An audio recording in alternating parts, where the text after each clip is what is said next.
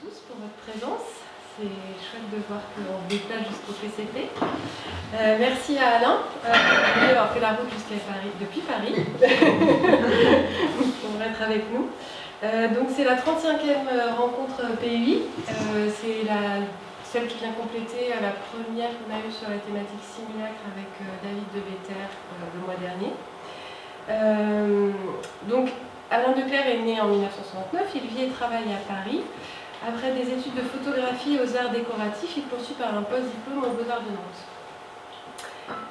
De A American Airlines, sculpture réplique d'un missile Tomahawk qui s'intéresse aux controverses des attentats du 11 septembre 2001, à Y, You're Under Arrest, série d'affiches de clichés d'arrestation pris sur le vif, en passant par M, Mike, vidéo énigmatique à mi-chemin entre document et fiction, Alain Declercq déploie un ensemble de projets qui utilisent l'image en mouvement photographique, sculptural ou pictural, en questionnant les situations, les contextes dans lesquels elles sont produites ou interviennent.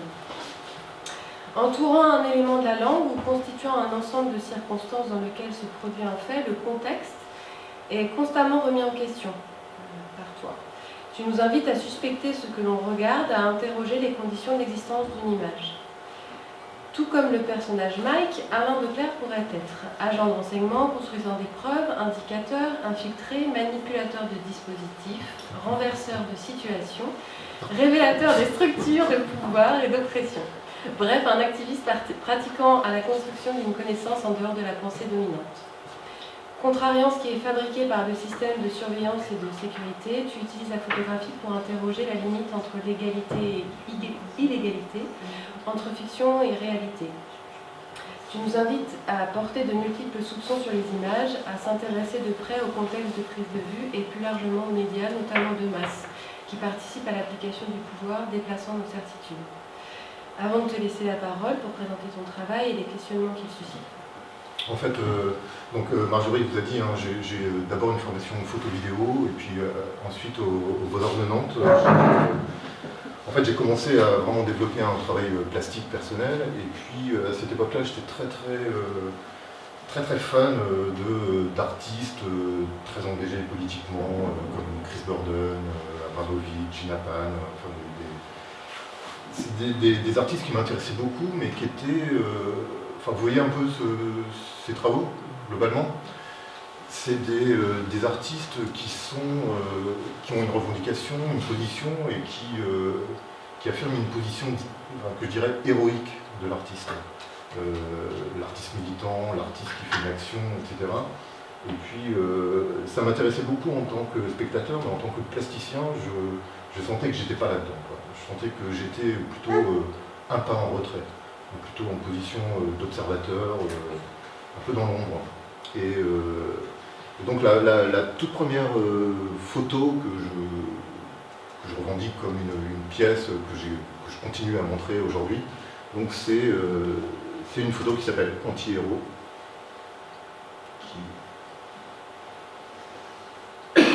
Voilà. Donc vous voyez, hein, c'est un autoportrait à deux mains gauches. Ce qui me paraissait être une sorte de manifeste à l'époque assez juste par rapport à ma position, quoi. Un artiste un peu gauche. C'est pour moi une image importante parce qu'elle définissait un petit peu ma position dans une position. Et puis, alors, vous voyez là, je donne... tous les dossiers comme ça sont des pièces différentes. Donc moi j'ai envie de vous montrer un certain nombre de choses. Donc je vous disais là, on est un peu au début de la transformation numérique de nos pratiques. Et puis ça paraît complètement stupide aujourd'hui de dire ça, mais vous savez c'est un moment aussi où on a commencé à quitter le stylo, le papier, pour passer à l'ordinateur, notamment pour correspondre avec des gens. Et c'est des questions qui sont plus du tout d'actualité aujourd'hui, mais à l'époque on s'interrogeait beaucoup sur alors cette personne, je dois correspondre avec elle, est-ce que je peux me permettre de lui écrire en tapant sur l'ordi et en imprimant, ou alors est-ce que le fait de prendre un stylo, de lui écrire, c'était encore dans les conventions de politesse, de rapport à l'autre. Et puis au bout d'un moment, je m'apercevais que moi-même je ne savais plus écrire. Des fois, dans ma lancée, j'écrivais 3 ou 4 M. Vous voyez, en fait, on se dégageait comme ça du rapport au papier et au stylo. Et donc j'ai commencé à collectionner un petit peu des graphismes. Et l'idée de cette série de pièces est très simple. C'est que quand quelqu'un m'envoyait une lettre manuscrite, je décidais de lui répondre avec sa propre écriture. Donc là, par exemple, vous voyez, c'est Chère Virginie, etc., signé Alain, alors qu'en réalité, c'est l'écriture de Virginie en question. Donc, Mike, c'est bon. Donc, si vous voulez, souvent, j'essayais de faire des courriers qui étaient d'une grande simplicité, pas polémique du tout, même assez bienveillante, mais avec évidemment le potentiel de faire n'importe quel faux. Vous voyez, à partir du moment où je détiens votre écriture, alors je peux écrire n'importe quoi à votre place. Et donc, c'est un procédé... C'est un travail de graphologue en fait, vous imitez l'écriture de la personne ou... Non, alors là je fabriquais carrément une typo. D'accord. Il y avait un petit logiciel de typographe qui s'appelle Fontographeur, qui me permettait, en fait, je découpais lettre par lettre l'écriture en question, et puis après je tapais à la machine, et ça sortait avec les cours. Ça allait avec la main, mais ça n'était pas. Ouais, bah alors évidemment, des fois c'est plus complexe que ça, parce que par exemple un S en milieu de mot et un S en fin de mot, c'est pas le même graphisme. Tout ça, il fallait adapter, mais en tout cas, la série fonctionne comme ça, quoi.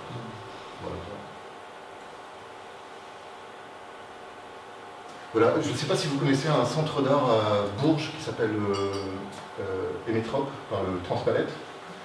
C'est un très beau centre d'art, mais dans une friche industrielle, et le lieu est assez particulier. Il y a une espèce de grande nef comme ça, avec des coursives. Et quand j'ai vu ce bâtiment, j'ai décidé de le transformer en espace carcéral, enfin en prison. Et donc j'ai construit dans le centre d'art un décor pour un film. Donc c'est un lieu, les images sont très peu lisibles. Vous arrivez à voir quand même? Vous voyez, donc j'ai construit, j'ai trouvé des tas de barreaux, de grillages, de barbelés, enfin tout ce qui fait l'identité d'un lieu carcéral. Et donc on a construit comme ça tout un tas de structures d'enfermement, et puis une cabine de surveillance, vous voyez, avec les moniteurs de contrôle. Et donc vous voyez là, il y a 8 télés qui a priori renvoient ce que filment les caméras de surveillance. Et en fait, ce qui était diffusé sur les écrans, c'était tous les rushs du tournage. Donc j'ai filmé une évasion de prison. Vous voyez, là il y a les filets anti-suicide, etc. Et puis, vous voyez, à l'étage, normalement, c'est juste un couloir qui donne sur un mur vide, mais j'ai fixé sur ces murs des portes blindées, et donc ça donnait l'illusion que derrière il y avait des cellules, alors qu'en fait c'est factice, c'est juste un décor. Et j'ai filmé, là je ne vais pas vous montrer le film parce que ce serait trop long, mais voilà, le film commence comme ça, donc ça c'est le premier plan, il y a disons une personne qui menace le service, les gens qui travaillent dans la prison. Donc en fait, vous voyez, le film commence pratiquement déjà tout s'est passé. Donc je laisse entendre que le prisonnier qui s'échappe a foutu à poil le maton pour lui prendre ses fringues, mais n'empêche qu'après, tout ce qu'on voit tout le long du film, c'est en fait un surveillant qui s'évade de prison. Et ça m'intéressait beaucoup. Voilà, il escalade comme ça, et puis un hélicoptère vient le chercher. Voilà.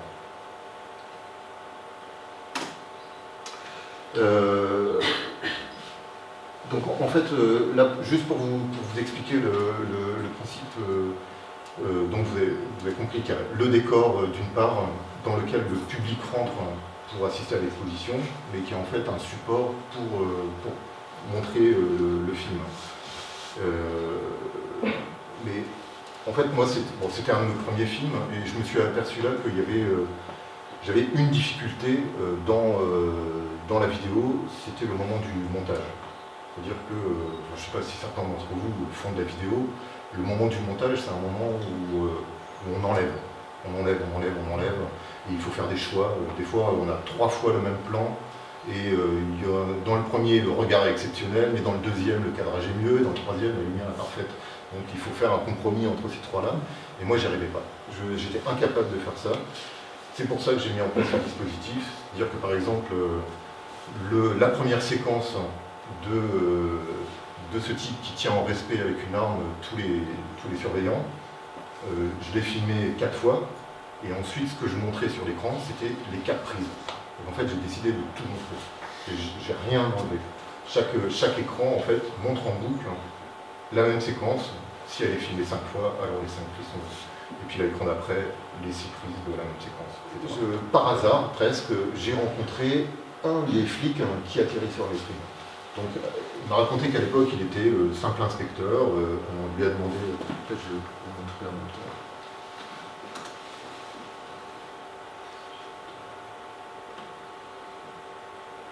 Donc, il était simple inspecteur. On lui a demandé de tirer. Il n'a pas cherché à comprendre. Il était comme tous les autres. Il a tiré et donc il a participé à cet assassinat. Et donc, moi, quand je l'ai rencontré, donc j'avais comme projet de faire ça, c'était l'expo inaugurale du Palais Tokyo. C'est 2002, je pense, si mes souvenirs sont bons. Donc le Palais Tokyo n'existait pas encore en tant que centre d'art, donc il était vide. Et donc j'ai demandé à ce policier qui a tiré sur mes streams de venir avec son arme pour tirer dans une palissade en bois. Vous voyez, donc le titre de ce bouquin, Instinct de mort. Vous voyez, en fait, chaque point noir, c'est un tir. Là. Voilà, on voit. Vous voyez. Donc là, j'ai demandé à ce flic en fait, de tirer à bout touchant, quasiment. Quoi. Vous voyez, le flingue était vraiment à quelques centimètres du bois. Donc en fait, la poudre vient impacter le bois. Et c'est comme ça qu'on arrive à distinguer le message. Donc moi, je chargeais les armes pendant que lui tirait. Quoi. Donc, juste pour l'anecdote, en fait, il a évidemment demandé à sa hiérarchie l'autorisation de venir réaliser ça au Palais Tokyo. Et à l'époque, le ministre de l'Intérieur, c'était Sarkozy. Et Sarkozy lui a refusé l'autorisation de venir. Mais comme il s'était engagé auprès de moi, il est quand même venu le faire en douce. Donc c'est comme ça que j'ai appris, parce qu'on a discuté pas mal, quoi, que au sous-sol du quai des Orfèvres, il y a des tas d'armes et de munitions non répertoriées. Vous voyez, par exemple, de temps en temps, il sert un braqueur qui a des armes, on ne sait pas leur provenance, plutôt que de les mettre sous scellé, ou c'est pas, il y en a une partie qui finit dans une sorte de no man's land comme ça, dans lequel on peut se servir. Quoi. Donc il est arrivé avec 3 flingues, une caisse avec que des balles en vrac, comme ça. Quoi. Et donc moi je chargeais, et lui, il tirait pas. Donc à cette époque-là, là c'est la ville de Verrières. À cette époque-là, comme il n'avait pas l'autorisation de venir faire ça, j'ai pas pu communiquer autour du fait que c'était un des flics qui allait tirer sur mes streams. Mais maintenant il est à la retraite, il s'en fout, je peux le dire facilement. Quoi. Et en tout cas, ça m'intéressait beaucoup de le faire travailler sur cet événement, le remettre dans cette réflexion. Et ce qui était très étonnant, c'est que, alors au moment où je l'ai rencontré, c'était devenu un des commandants de la brigade criminelle de Paris. C'est quand même un poste assez haut niveau dans la police. Et il m'a expliqué que mes interrogations autour de l'État qui tue comme ça en plein jour, c'est une réflexion qu'il avait eue toute sa vie. Et que toute sa vie de flic, il avait fait en sorte que ça ne se reproduise pas. Lui-même trouvait ça totalement anormal qu'on arrive à cette situation-là. Comment ça se passe quand tu montes ton travail en expo, tu veux dire, quand je ne suis pas là pour décrypter. Oui, voilà. Ouais. Parce que du coup, le dispositif est à l'intérieur et aussi dans les affaires, comme pour le transpalette, il y a une mise en abîme du dispositif, jusqu'où ça va et jusqu'où c'est crypté pour le regardeur En principe, j'essaye de distiller comme ça des indices, quoi. Ouais. Bon, ça dépend du contexte, ça dépend de quelle pièce, mais en principe, enfin moi, l'idéal de mon travail, j'arrive pas tout le temps, mais c'est d'essayer d'avoir une espèce de compréhension immédiate, enfin en tout cas quelque chose qu'on a l'impression de saisir immédiatement, et puis après, plus on creuse, plus ça se complexifie, quoi. Bon, ça c'est dans le meilleur des cas, quoi. Je sais pas que c'est toujours comme ça, mais en tout cas, j'essaie de donner des indices, quoi. Et bon, par exemple, là, tout à l'heure, dans l'introduction que tu as fait, tu parlais de cette pièce. Donc, ça, c'est une autre expo au Palais Tokyo. À ce moment-là, je travaille toujours là-dessus, mais bon, je travaillais beaucoup sur la rumeur, comment se propage une rumeur, quels sont les éléments importants qui font une version officielle, une version parallèle, une rumeur, enfin tout ça c'est très codé en fait, quoi. Et vous savez que sur le 11 septembre aux États-Unis, il y a eu tout un tas de rumeurs de toutes sortes, quoi, et notamment sur le Pentagone, quoi. Il y a eu vraiment une grosse contestation du fait que c'est un Boeing qui s'est écrasé sur le Pentagone. Enfin, vous avez tous entendu ça, quoi, j'imagine. Donc moi, je m'intéressais beaucoup à cette façon d'affirmer que c'était le vol 77 American Airlines qui était rentré dans le Pentagone, avec tout un tas d'éléments officiels. Et puis en même temps, une persistance de gens qui disaient « mais non, c'est impossible, regardez, le trou ne correspond pas, il n'y a pas d'image, etc. » Donc moi, j'ai décidé quand même, pour le coup, d'aller enquêter, quoi. Donc ça, c'était la première pièce que j'ai fait autour de ça, puisqu'il y avait des rumeurs persistantes qui disaient que ça n'était pas un Boeing qui avait frappé le Pentagone, mais un missile. Notamment un missile à charge creuse, enfin un missile Tomahawk. Vous voyez, c'est des missiles en fait qui percent le grenade, quoi. Et donc j'ai fabriqué cet objet qui est un mix entre un avion de ligne et un missile. Et puis peut-être que j'en ai un montant. Bon, attention, hein, je ne suis pas en train de dire que c'est pas un avion. Je suis en train de dire qu'il y a tout un tas de rumeurs qui ont circulé et que j'ai essayé d'analyser ces rumeurs, de les décrypter. Mais moi, j'ai pas de version, déjà, j'en ai aucune idée de ce qui s'est passé, mais le phénomène de multiples interprétations de l'événement m'intéresse. Donc, en enquêtant, en étant sur place, je me suis aperçu que, moi-même, j'ai trouvé au moins 8 caméras de surveillance exactement dans l'axe de l'impact du Pentagone, et ces images ont totalement disparu. Donc là, par exemple, cette image, je l'ai faite, donc je suis sur le toit du Sheraton Hotel de Arlington, qui est la ville à côté de Washington où il y a le Pentagone. Vous voyez, en fait, le Pentagone est là. Ça, c'est l'école navale. Le Pentagone est là, et ici a eu lieu l'impact.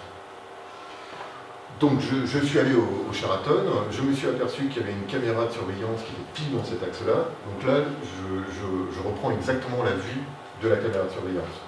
Et en discutant avec les gens qui travaillent dans cet hôtel, ils m'ont expliqué que le 11 septembre, bon, vous savez, il y avait déjà eu les attentats de New York. Donc on savait déjà qu'il y avait des attaques, que c'était des avions civils qui attaquaient les tours.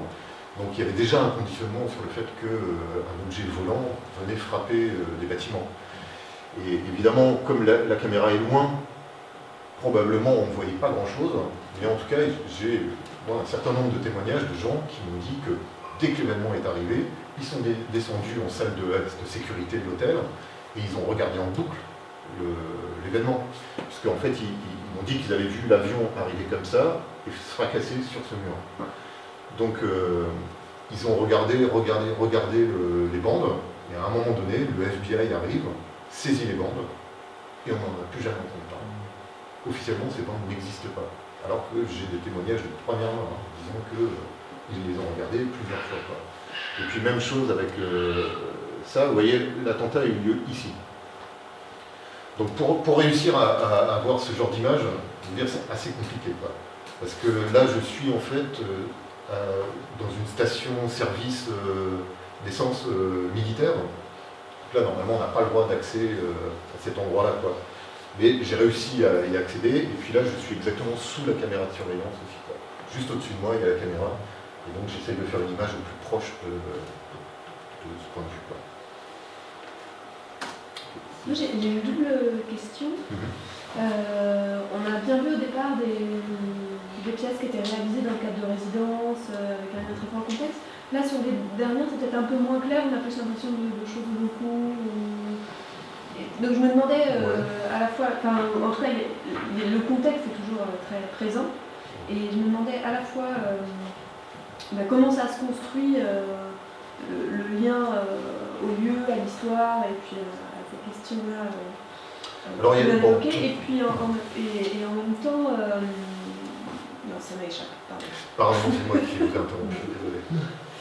Ben, ça dépend parce que, alors des fois, je suis invité dans un endroit que je ne connais pas. Et alors là, j'essaye de comme à Brest. Moi, j'ai jamais foutu les pieds à Brest avant qu'on m'offre une résidence de 3 mois. Donc, c'est à force de fouiner dans la ville, de chercher que tout d'un coup, je trouve l'idée. Par contre, des fois, on m'invite à faire une expo dans un centre d'art en France, mais j'ai envie de travailler sur quelque chose que j'ai filmé en Corée. Il n'y a pas forcément de lien très Pourtant, on voit bien que tout s'articule autour de la même question, mais on sent aussi plus précisément que certaines pièces en entraînent d'autres. Ah bah oui, absolument. Oui, et bien donc, sûr. est-ce que du coup, il y a cette envie après d'aller à certains endroits pour travailler Bien sûr. Et puis, bon là, je ne vais pas parler encore de ça, parce que, en fait, je vous ai montré tout à l'heure les premiers travaux autour du 11 septembre, du Pentagone, du missile, etc. Mais en fait, j'ai réalisé un film qui s'appelle Mike. Je vais pas vous le montrer parce qu'il dure 40 minutes, c'est trop, quoi. Mais vous voyez, en fait... Aux Beaux-Arts de Nantes. Ah oui. Ouais. Et donc, en fait, pour vous expliquer très très rapidement, ça commence par le Moyen-Orient, donc tout un... je peux vous montrer ça. Donc en fait, le principe de ce film, c'est que déjà, je ne me présente pas comme réalisateur du film, mais comme diffuseur du film. Donc j'explique qu'il y a un type qui s'appelle Mike, qui me fournit tout un tas d'informations qui viennent justifier en fait mon travail depuis des années. C'est-à-dire que je fais croire qu'en fait ce type-là, c'est un officier de renseignement qui me nourrit d'informations qui construisent mon travail. En fait, c'est une fiction totale. C'est moi qui ai filmé toutes les images, et juste à un moment donné, j'ai embauché un acteur qui prend la caméra, qui la retourne comme un carnet de notes, vous voyez, comme un carnet de bord vidéo, et donc on a l'impression que c'est lui qui a tout filmé, alors qu'en fait, c'est moi qui ai tout filmé, et j'ai pris un acteur à un moment donné. Donc je fais un parcours, alors ça part du Moyen-Orient, Égypte, et puis on part aux États-Unis. Si vous voulez, le film est construit comme si c'était quelqu'un qui faisait un repérage juste avant le 11 septembre. Comme si lui savait ce qui allait se passer, et qu'il observait des choses en train de se construire qui arrivent ensuite aux attentats du 11 septembre. C'est clair ce que je dis ou c'est un peu... Ouais, ça va. Et juste, bon, pour expliquer rapidement, j'étais en résidence à Bordeaux pour faire la post-production de ce film. Donc en fait, personne n'avait jamais vu aucune image de ce film, parce que j'étais en plein montage. Et un jour, 15 flics arrivent chez moi, perquisition antiterroriste, quoi. Et là, ils arrivent et ils m'accusent d'être un membre d'Al-Qaïda. Et même mieux, ils avaient en fait élaboré un scénario hyper complexe où ils pensaient que j'étais le chaînon manquant entre Al-Qaïda et l'ETA espagnol. Et les mecs, en fait, ce dont je me suis aperçu là, ce jour-là, de manière assez violente, mais quand même c'était intéressant, c'est que en fait, les flics étaient dans une construction fictionnelle ahurissante, quoi. C'est qu'à partir d'éléments disparates, puisque j'étais sur écoute téléphonique, il y avait les flics jour et nuit devant mon appart, mais moi je ne savais pas tout ça, quoi. Donc ils tiraient des conclusions d'éléments comme ça, quoi, pour arriver à un scénario ultra déconnecté totalement de la réalité, quoi. Donc si vous voulez par exemple une vidéo comme ça, l'idée au départ était de faire un faux, clairement, d'arriver avec un objet filmique qui puisse être apparenté à un document. Voilà. Des rushs filmés par un type. Et, enfin, je ne sais pas si vous avez vu les premières images du film, en fait c'est du texte. J'explique dans ce texte que je connais Mike, qui m'a envoyé les images, mais que je n'ai plus de nouvelles de lui, qui m'a envoyé toutes ces images, et comme j'y comprends rien, je les diffuse pour qu'on m'aide à les comprendre. Vous voyez, c'était ça le postulat de départ. Mais en fait, avant même que le film soit terminé, j'ai été obligé d'expliquer que tout ça était faux, puisque la police venait m'interroger. Donc si vous voulez, j'avais fait ce missile Tomahawk qui fonçait dans le Pentagone, et donc je fais une image a priori assez crédible, mais avant même que je puisse le donner au public, il y a la police qui me dit « Qu'est-ce que c'est que cette image ?» Et donc je suis obligé de dire « Bah c'est un faux ». Moi j'étais dans une construction narrative pour arriver à faire croire que mon film était un document, enfin vous voyez c'est quand même un gros boulot pour en arriver là. J'ai même pas eu le temps de le mettre en place que déjà je suis cramé quoi. Et donc, le dispositif était trop crypté. Bah ouais, mais d'une certaine manière, pour moi, à part le mauvais moment à passer, c'était génial. C'est que tout d'un coup, je crée un personnage qui s'appelle Mike, qui n'existe pas, et tout d'un coup, il y a la police antiterroriste qui arrive, qui me dit « C'est qui ce Mike ?» Donc c'était inespéré finalement quoi. Bon, moi en fait, j'utilise beaucoup de choses prises dans la réalité, mais que je viens pervertir après. Quoi. Je fais beaucoup de manipulations d'images qui font qu'on bascule dans la fiction. Et ça, souvent, ça passe pas. En fait, auprès des autorités, notamment, si on dit, bah voilà, est-ce que j'ai le droit de faire la photo de faire un film dans tel endroit, et qu'ils me disent ok, et qu'après ils contrôlent ce que j'ai fait et que je me sers des images que j'ai fait dans tel endroit pour faire croire qu'à l'intérieur il y a des gens qui se font bastonner, ça passe mal quoi. Enfin, tu vois, donc souvent j'évite, j'en parle et puis moi j'utilise beaucoup de moyens de captation d'images extrêmement discrets quoi.